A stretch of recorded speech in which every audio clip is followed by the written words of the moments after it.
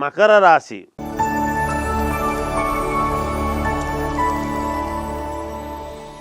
ఉత్తరాషాఢ నక్షత్రం 2, 3, 4 పాదాలు, శ్రవణ నక్షత్రం 1, 2, 3, 4 పాదాలు, ధనిష్ట నక్షత్రం 1, 2 పాదాలు కలిపితే మకర రాశి.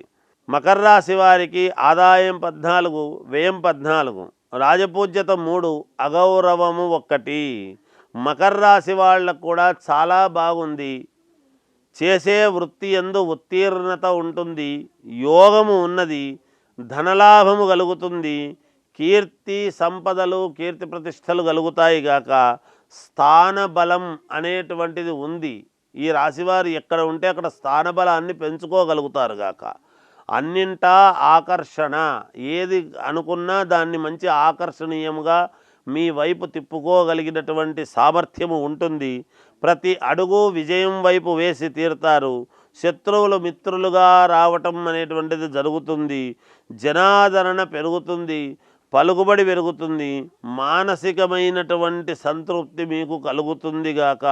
అమ్మవారి అనుగ్రహము మీకు పరిపూర్ణముగా ఉన్నది. విద్యార్థిని విద్యార్థులకు చాలా యోగవంతమైనటువంటి కాలముగా ఉన్నది.